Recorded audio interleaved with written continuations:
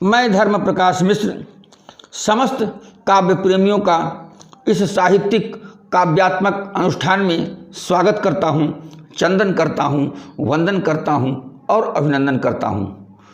हम लोग महाकवि पंडित चंद्रशेखर मिश्र जी द्वारा रचित इस सीता खंड काव्य का रसास्वादन कर रहे हैं। 4 भाग हम लोग सुन चुके हैं। आज 5वां भाग आप सबके समक्ष प्रस्तुत है। काव्य पाठ शुरू हो उसके पहले फिर वही पुराना निवेदन कि अगर रचना आपको अच्छी लगे तो उसे लाइक कीजिए, शेयर कीजिए, कमेंट कीजिए और अगर सब्सक्राइब अब तक नहीं किए हैं तो सब्सक्राइब भी कर दीजिए और बेल घंटी को दबा भी दीजिए ताकि आपको अगले भाग की सूचना मिल जाए और रचनाकार को भी संतुष्टि मिले और मुझे भी प्रोत्साहन मिले। तो आइए शुरू करते हैं महाकवि पंडित चंद्रशेखर मिश्र जी द्वारा रचित सीता खंड काव्य का अगला भाग। हम लोग पिछले भाग में सुने कि माता जानकी वाल्मीकि आश्रम में बैठी हुई हैं, दुखी हैं, वो मन ही मन सोच रही हैं। उनके मन में अयोध्या का स्मरण हो आया, वो मन ही मन सोचती हैं। यह छंद पूर्व भाग में सुनाया जा चुका है, इसे सुनाकर फिर आगे बढ़ता हूँ ताकि एक कथा का प्रवाह बन जाए कि माता जानकी मन ही मन सोच रही हैं कि मैं न रही तो नहीं सही लगेगी न भले बिन राम अयोध्या, कि मैं न रही तो नहीं सही लगेगी न भली बिन राम अयोध्या, और त्याग दिया प्रभु ने तब क्या रहा तेरे यहाँ मम काम अयोध्या, कि त्याग दिया प्रभु ने तब क्या रहा तेरे यहाँ मम काम अयोध्या, तो दूर हुआ तिन का दृग का अब खूब करो विश्राम अयोध्या, कि दूर हुआ तिन का मन का अब खूब करो विश्राम अयोध्या, तो मातृटियों को क्षमा करना यहीं से तुमको है प्रणाम अयोध्या, कि मातृटियों को क्षमा करना यहीं से तुमको है प्रणाम अयोध्या, तो राम ने त्याग दिया कुछ भी नहीं जानती मैं परिणाम अयोध्या, कि राम ने त्याग दिया कुछ भी नहीं जानती मैं परिणाम अयोध्या, किंतु मुझे लगता कि समीप है जीवन का अब शाम अयोध्या, किंतु मुझे लगता कि समीप है जीवन का अब शाम अयोध्या, तो आई हूँ तेरे यहाँ जब से रहा मेरे लिए विधि बाम अयोध्या, कि आई हूँ तेरे यहाँ जब से तब से रहा है विधि बाम अयोध्या, तो मातृटियों को क्षमा करना यहीं से तुमको है प्रणाम अयोध्या। माता जानकी वाल्मीकि आश्रम में बैठी हुई हैं। वहाँ के तपसी तपस्विनियाँ माता जानकी से प्रश्न करती हैं, दुखी माता जानकी से। अब छंद चलता है 5वें भाग का।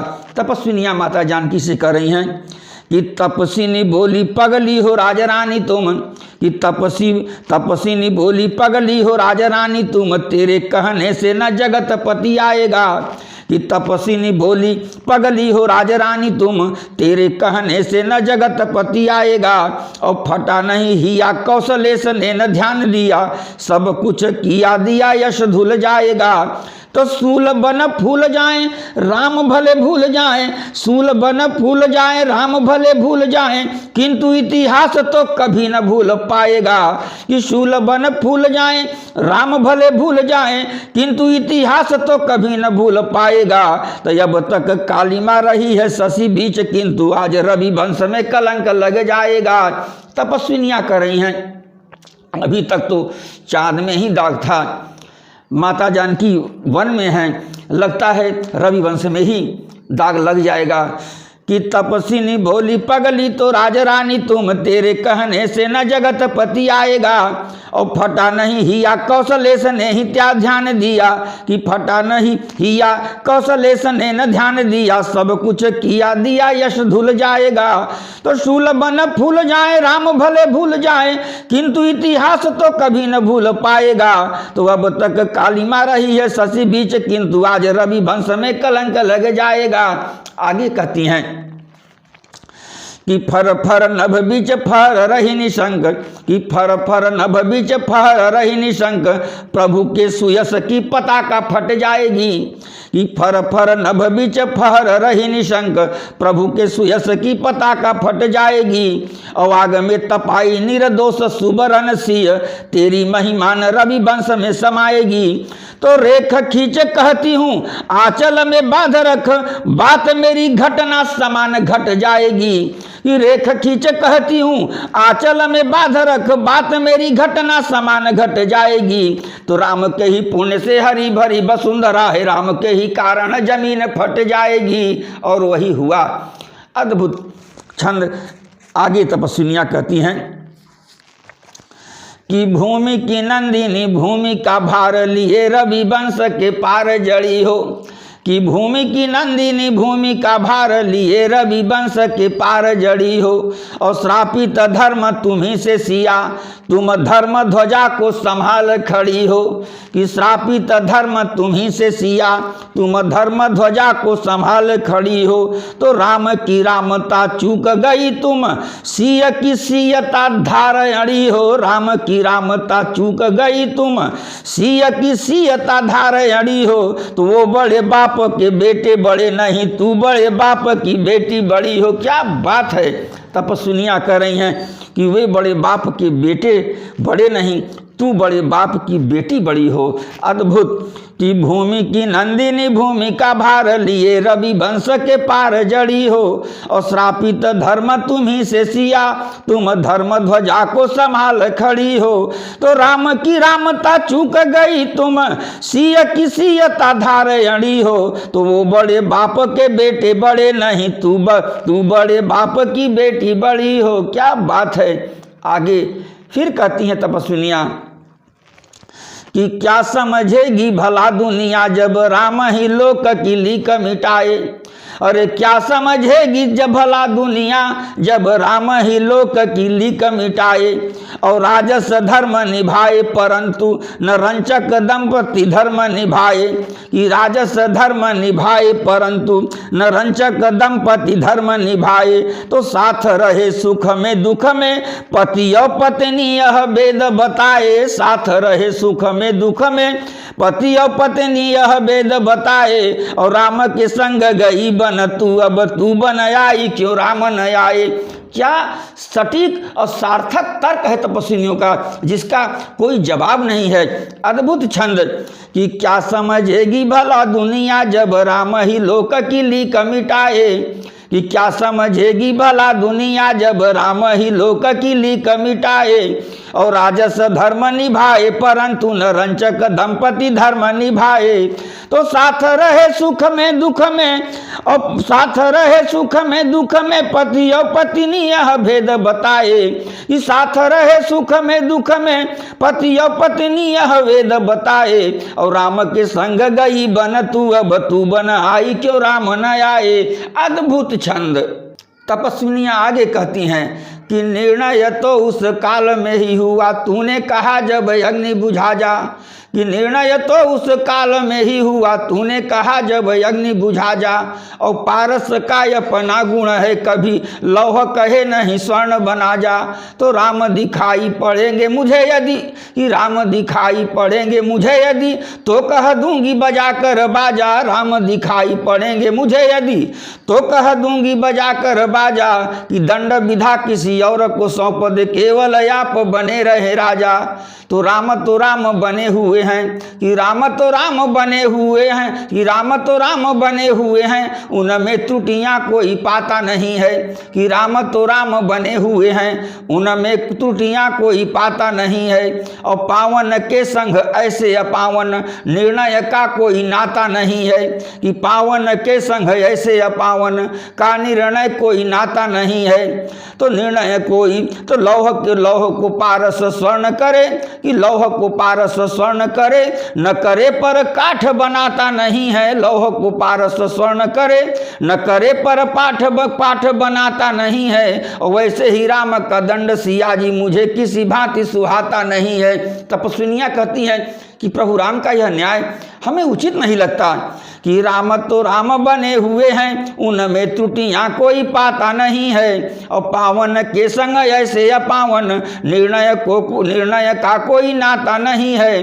तो लौह को पारस स्वर्ण करे, न करे पर काठ बनाता नहीं है। तो वैसे ही राम का दंड सिया जी मुझे किसी भांति सुहाता नहीं है। आगे तपस्विनियां फिर कहती हैं कि सिंह तथा गजराज के राज में, कि सिंह तथा गजराज के राज में निर्भय संघ सुना रहते हैं, कि सिंह तथा गजराम के राज में निर्भय संग सुना रहते हैं। और लोगों ने झेल लिया यह निर्णय, नागर क्यों इतना डरते हैं। तो न्याय पे जूझते क्यों नहीं लोग हैं, सत्य के हेतु न क्यों मरते हैं। तो है लगता मुझे सारी अयोध्या में कायर लोग रहा करते हैं। आगे तपस्विनियां फिर कहती हैं कि कैसे है नागर राम के राज में, कि कैसे है नागर राम के राज में पौरुष का निकला क्या दिवाला। कि कैसे है नागर राम के राज में पौरुष का निकला क्या दिवाला। तो धन्य जटायु था धन्य की पक्षियों का मुँह होने नहीं दिया काला। तो सामने देख सका नया नीति, पड़ा 10 कंधर से भले पाला। सामने देख सका नया नीति, पड़ा 10 कंधर से भले पाला। तो जान गई मैं कि राम के राज में उत्तम राज है जंगल वाला। कि जान गई मैं कि राम के राज से उत्तम राज है जंगल वाला। तपस्विनियां अपने अपने मन का भाव, अपनी सोच व्यक्त कर रही हैं माता जानकी की अवस्था को देख करके और प्रभु राम की वैभव को देख करके, उनके दंड विधान को देख करके अपने अपने भाव को प्रकट कर रही हैं। तपस्विनियां आगे फिर कहती हैं कि जानकी तू बस जानकी है, कि जानकी तू बस जानकी है, तुमने तो किसी को न होगा पुकारा। कि जानकी तू बस जानकी है, तुमने तो किसी को न होगा पुकारा। और किंतु कहाँ घर के सब लोग थे, खींच लिया सबने क्यों किनारा। और किंतु कहाँ घर के सब लोग थे, खींच लिया सबने क्यों किनारा। तो कैसे रहे क्षण हो, तू कैसे रहे क्षण वे पगली, तुमने सबको जब होगा निहारा। क्या बात है कि कैसे रहे होंगे वे पगली, कैसे रहे क्षण वे पगली, तुमने सबको जब होगा निहारा। तो कैसे हैं देवर, कैसी हैं सासुएं, कैसे सिया परिवार तुम्हारा। तपस्विनियां अंदर से हिल जाती हैं कि माता जानकी देवी स्वरूपा को वन में निकाल दिया गया है। वो कहती हैं कि तुम्हारा परिवार कैसा है सीता, क्या कोई वहाँ और नहीं था। किसी ने कुछ नहीं कहा कि जानकी तू बस जानकी है, तुमने तो किसी को न होगा पुकारा। कि जानकी तू बस जानकी है, तुमने तो किसी को न होगा पुकारा।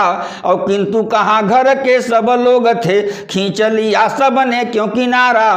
तो कैसे रहे क्षण हुए पगली, कि कैसे रहे क्षण वे पगली, तुमने सबको जब होगा निहारा। तो कैसे हैं देवर, कैसी हैं सासुएं, कैसे सिया परिवार तुम्हारा। कि कैसे हैं देवर, कैसी हैं सासुएं, कैसा सिया परिवार तुम्हारा। तो देश निकाला दिया निर्दोष को, कि देश निकाला दिया निर्दोष को, हाय ये राम ने क्या कर डाला। कि देश निकाला दिया निर्दोष को, हाय ये राम ने क्या कर डाला। और राजा को रोकने कोई बढ़ा नहीं था, सबने मुंह में दिया ताला। तो है ऋषिया किसी भांति अनीति का, लीला गया भरपूर निवाला। कि है ऋषिया किस भांति अनीति का, लीला गया भरपूर निवाला। तो औरों की बात तो जाने दो, क्या कोई वृद्ध न था वहां बोलने वाला। तपस्विनियां कह रही हैं कि कोई नहीं बोला ठीक है, लेकिन क्या वहां कोई बुजुर्ग भी नहीं था कि जो इस घटना क्रम पर टिप्पणी कर सके, रोक सके। आगे फिर तपस्विनियां कहती हैं कि तू भले मौन रहे पगली, तू भले मौन रहे पगली, पर जान ले तू मत ये है हमारा। कि तू भले मौन रहे पगली पर जान ले तू मत है ये हमारा। और जानत था फिर जान रहा कि जानता था फिर जान रहा, फिर जानेगा ये जगती तल सारा। तो वो रवि राम भले रवि बन सके किंतु न पाप का डूबा सितारा। वो रवि राम भले रवि बन सके किंतु न पाप का डूबा सितारा। तो रावण पापी तो मारा गया पर पाप कहाँ अभी पुण्य से हारा।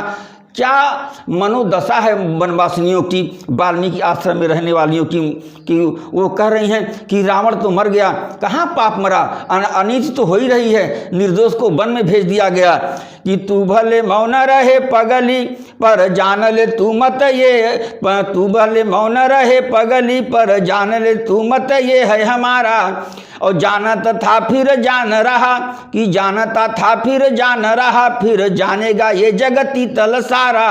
तो वो तो हो रवि राम भले रवि बन सके, कि हो रवि राम भले रवि बन सके किंतु न पाप का डूबा सितारा। तो रावण पापी तो मारा गया पर पाप कहाँ अभी पुण्य से हारा। तपस्विनियाँ आगे कहती हैं कि राम हो कि रावण हो बलि चाहे बावन हो, कि राम हो कि रावण हो बलि चाहे बावन हो, यश अपयश शेष दुनिया में रहेंगे। और जब जब चर्चा चलेगी रघुनाथ जी की, सिय तेरी महिमा में तृण सम बहेंगे। कि जब जब चर्चा चलेगी रघुनाथ जी की, सिय तेरी महिमा में तृण सम बहेंगे।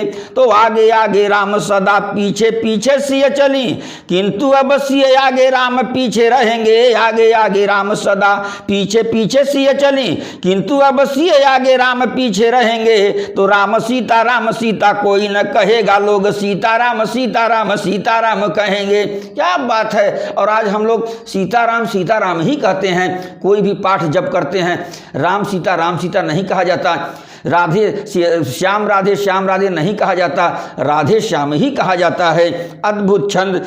कि राम हो कि रावण हो बलि चाहे बावन हो, यश अपयश शेष दुनिया में रहेंगे। और जब जब चर्चा चलेगी रघुनाथ जी की, सिय तेरी महिमा में तृण सम बहेंगे। तो आगे आगे राम सदा पीछे पीछे सिय चली, किंतु अब सिय आगे राम पीछे रहेंगे। तो राम सीता कोई न कहेगा, अब सीताराम सीताराम कहेंगे। आगे फिर कहती हैं, ये रहा वाल्मीकि आश्रम में रह रही तपस्विनियों के मन का उद्गार। अब आइए चलते हैं अयोध्या में। अयोध्या में रहने वाले लोगों के मन में क्या कथा व्यथा है उसको देखते हैं। मैंने शुरू में ही कहा था कि पंडित चंद्रशेखर मिश्र जी के इस सीता खंड काव्य का विषय वस्तु बहुत ही अजीब है। जब माता जानकी को निकाला गया तो उस समय वहाँ तत्कालीन उपस्थित लोगों में, राजसभाओं में, जनमानस में क्या क्या भाव उत्पन्न हुए होंगे, जिनका अंकन रामचरितमानस और वाल्मीकि रामायण में नहीं है। उन्हीं भावनाओं को पकड़ने की कोशिश की है पंडित चंद्रशेखर मिश्र जी ने। तो आइए अयोध्या चलते हैं कि अयोध्या वासियों के मन में कैसे कैसे भाव उठ रहे हैं। अयोध्या वासी आपस में बात कर रहे हैं कि कौशल के दरबार में ही जब निर्णय ऐसे असत्य चलेंगे, कि कौशल के दरबार में ही जब निर्णय ऐसे असत्य चलेंगे। तो कौन सी शेष अदालत है जिसमें अब लोग अपील करेंगे। तो कौन सी शेष अदालत है जिसमें अब लोग अपील करेंगे। तो भाइयों छोड़ अयोध्या चलो, यहाँ न्याय बिना हम लोग मरेंगे। भाइयों छोड़ अयोध्या चलो, यहाँ न्याय बिना हम लोग मरेंगे। तो और न कोई रहेगा यहाँ, इस राज्य में केवल राम रहेंगे। अयोध्यावासी कर रहे हैं, जब सुप्रीम कोर्ट की यही स्थिति है तो हम लोग की यहाँ पर क्या दशा होगी। वो आगे फिर कहते हैं कि लेपग धूलशिला बनी नारी, ये शायद कोई असत्य कथा है। कि लेपग धूलशिला बनी नारी, ये शायद कोई असत्य कथा है। और कि नारी उबार रहे घर में नहीं देखते कैसी व्यथा है। तो सिय को देते कलंक, न क्यों प्रभु का मन मर्म मथा है। तो सर्वसमर्थ है राम निरंकुश, लोगों की ऐसी ही होती प्रथा है। कि सर्वसमर्थ है राम निरंकुश, लोगों की होती ही ऐसी प्रथा है।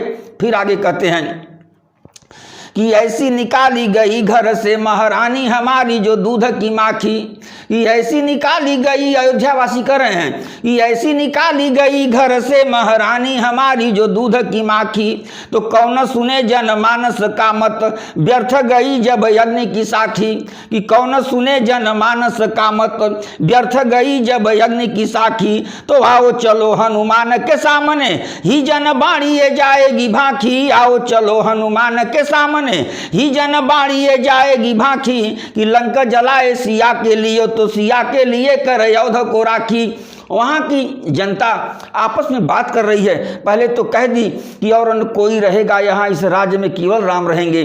तो जनता के मन में उठा कि हम लोग राम के प्रति विरोध ले रहे हैं, हम लोगों का भी कोई समर्थक होना चाहिए। तो वो बजरंगबली संकट मोचन को याद करते हैं कि ऐसी निकाली गई घर से महारानी हमारी जो दूध की माखी, कि ऐसी निकाली गई घर से महारानी हमारी जो दूध की माखी, तो कौन सुने जनमानस का मत व्यर्थ गई जब यज्ञ की साखी, तो आओ चलो हनुमान के सामने ही जन बाणिए जाएगी भाखी, कि लंका जलाए सिया के लिए तो सिया के लिए कर योध को राखी। फिर आगे अयोध्यावासियों के मन का उद्गार माता जानकी को निष्कासित किया जा चुका है। वो भगवान राम के प्रति अंदर ही अंदर उनके मन में अन्यथा भाव है, वो दुखी है माता जानकी को जाने की वजह से। आगे अयोध्यावासी कहते हैं आपस में कि केवल लक्ष्मण से ही कहा सबको यह हुक्म बता दिया होता, कि केवल लक्ष्मण से ही कहा सबको यह हुक्म बता दिया होता, और रीछ सुकंठ विभीषण को हनुमान को भी तो पता दिया होता, कि रीछ सुकंठ विभीषण को हनुमान को भी तो पता दिया होता, तो लेना नहीं मत था उनसे तो विजय ध्वज भी फहरा लिया होता, तो वो सब साथी रहे रणभूमि के जो कहते प्रभु ने किया होता।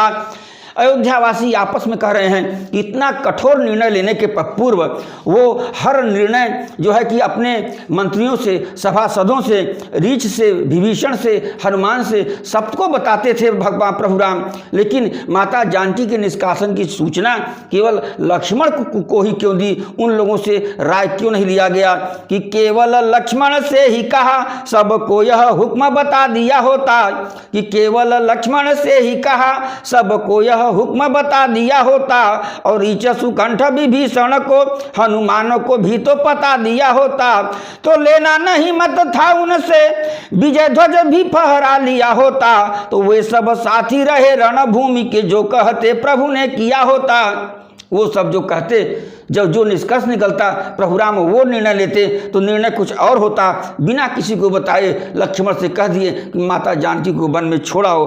आगे अयोध्यावासी फिर आपस में बात कर रहे हैं कि लक्ष्मण को जो लगी उस शक्ति को, कि लक्ष्मण को जो लगी उस शक्ति को छाती के बीच पचा लिया होता, कि लक्ष्मण को जो लगी उस शक्ति को अरे छाती के बीच पचा लिया होता, और लाके सजीवनी पर्वत से मरने से स्वयं ही बचा लिया होता, कि लाके सजीवनी पर्वत से मरने से स्वयं ही बचा लिया होता, तो वायु तनय के सहारे बिना अरि को सब नाच नचा दिया होता, वायु तनय के सहारे बिना अरि को सब नाच नचा दिया होता, तो भूलना था उपकार तो युद्ध अकेला रचा लिया होता, कि हारा नहीं था और भूलना था उपकार तो युद्ध अकेला रचा लिया होता। अयोध्यावासी कर रहे हैं अगर इतना ही अपने आप केवल निर्णय लेने का प्रभु राम के मन में इच्छा थी तो लक्ष्मण को शक्ति लगी, उसको अभी समाधान कर देते। संकट मोचन हनुमान जी से क्यों कहे? ये मन अयोध्या वासियों के मन का गुबार है मित्रों। देखिए जनमानस है, जनमानस बहुत विद्वान नहीं होता, वो अपनी बड़ी सीधी बुद्धि से सोचता है। वही अयोध्यावासी उस समय उनके मन में वही भाव उठा, उन्हीं भाव को पकड़ने की कोशिश की है। पंडित जी ने प्रणाम करता हूँ उन्हें कि लक्ष्मण को जो लगी उस शक्ति को छाती के बीच पचा लिया होता, और लाके सजीवनी पर्वत से मरने से स्वयं ही बचा लिया होता, तो वायु तनय तनय के सहारे बिना अरि को सब नाच नचा दिया होता, कि वायु तनय के सहारे बिना अरि को सब नाच नचा दिया होता, तो भूल न था उपकार तो युद्ध अकेली अकेला मचा लिया होता, कि भूल न था उपकार तो युद्ध अकेली अकेला रचा लिया होता। आगे फिर कहते हैं कि पावक वैदिक देव बना करे कैसे तपेगा भला रवि जैसे, कि पावक वैदिक देव बना करे कैसे तपेगा भला रवि जैसे, और वन्नी शिखा कभी सीधी न दिखती कांपती वायु से है नहीं भय से, तो राज का है यह कि राज का है मद और रही भाई, कि राज का है मद और रही भाई गुमान पला करता यहाँ ऐसे, तो जो रवि वंश में हो जन्मा वह अग्नि का निर्णय मानेगा कैसे। भगवान राम सूर्यवंश के जो सूर्यवंश का हो वो अग्नि का निर्णय क्या माने। अग्नि ने कह दिया सीता जी पवित्र है, वो अग्नि का निर्णय सूर्यवंशी कैसे मान सकता है, क्योंकि भगवान सूर्य तो उनसे भी बड़े हैं। कि पावक वैदिक देव बना करे कैसे तपेगा, ये सब अयोध्या वासियों के मन का भाव है कि पावक वैदिक देव बना करें कैसे तपेगा भला रवि जैसे, और वन्नी शिखा कभी सीधी न दिखती कांपती वायु से है नहीं भय से, तो राज का है मद और राज का मद है और ही भाई गुमान पला करता यहाँ ऐसे, तो जो रवि वंश में हो जन्मा वह अग्नि का निर्णय मानेगा कैसे। आगे फिर कहते हैं अयोध्यावासी कि सूरज के नाम पर वंश के गुमान वाले, कि सूरज के नाम पर वंश पे गुमान वाले, समय कहेगा कौन खोटा कौन है खरा, कि सूरज के नाम पर वंश के गुमान वाले, समय कहेगा कौन खोटा कौन है करा। और सारी राजनीति एक दासी थी पलट गई, कि सारी राजनीति एक दासी थी पलट गई, खानदान खूब पहचानती थी मंथरा, तो बाप ने तो पूत को दिया था बनवास पर, कि बाप ने तो पूत को दिया था वनवास पर, पूत ने तो एक पग और आगे है धरा, तो राम ने कलंकहीन नारी को निकालने की रवि वंश में चलाई है नई परंपरा। वासी अयोध्या के कह रहे हैं कि राजा दशरथ तो पुत्र को ही वनवास दिए थे, यहाँ तो घर की बहू को ही निकाल दिया गया।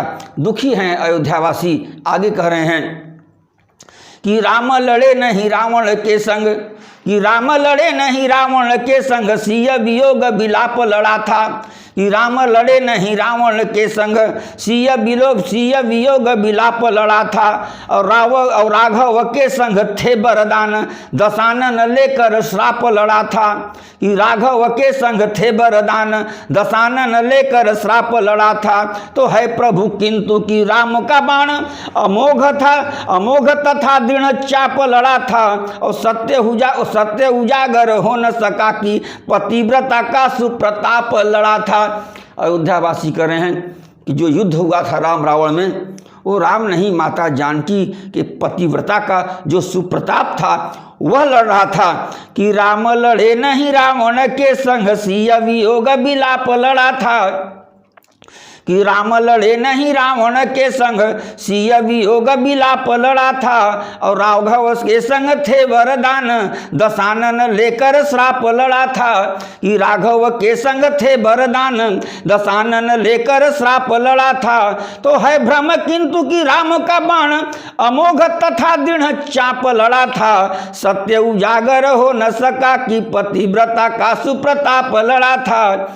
तो नारी पतिव्रता तोरण में आगे फिर करें अयोध्यावासी कि नारी पतिव्रता तोरण में पति के लिए ढाल बनी हुई आती, कि नारी पतिव्रता तोरण में पति के लिए ढाल बनी हुई आती, और बैरी भले ही विधाता रहे पर शक्ति कदापि नहीं चल पाती, तो अग्रिम है सतियों में सिया अहिवाती रही रहेंगी अहिवाती, अग्रिम है सतियों में सिया अहिवाती रही रहेंगी अहिवाती, तो ना विधि ना भी बुझा सकता मिथिलास में, ना विधि ना भी बुझा सकता मिथिलेश कुमारी की मांग की बाती।